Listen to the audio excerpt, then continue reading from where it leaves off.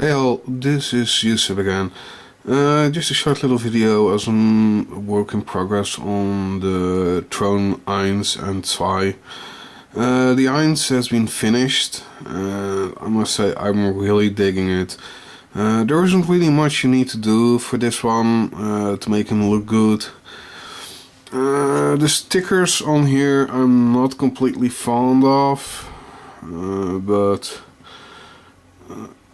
it's not as bad as I feared. It's not as much in your face. Still, it could use some paint. If only the base color of that thing was already somewhat more correct, it would have helped a lot. Not really sure why they chose to, well, make it this way. Still, otherwise, he looks pretty good. Works quite well, and that cannon is overcompensating from here. I've compared its actual length with the gun of my Faz, who has the largest gun, and when fully extended, this gun is the longest cannon I have in my entire collection. And this is a 1:144 scale figure compared to the Faz, who is 1:100 scale.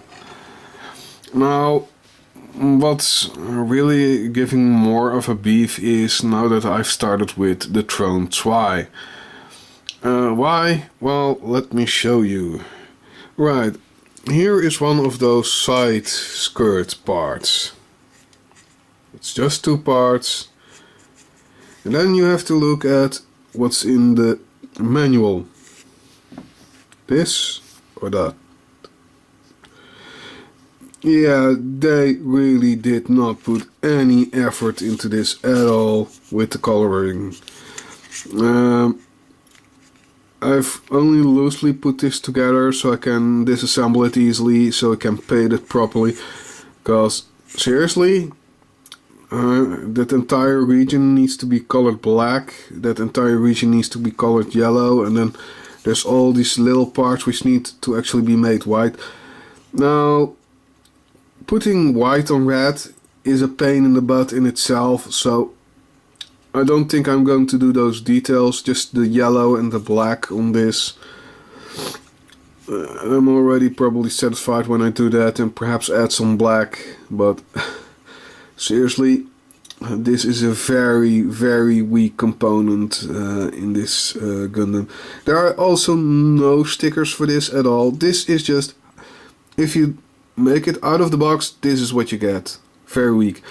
But it's not even the worst one. Yes, it gets even worse. Now, there is that awesome looking sword. And I really dig it. Only this is what you get.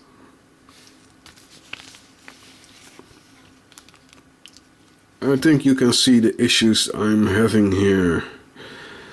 Not only is it not colored correctly in any shape or form,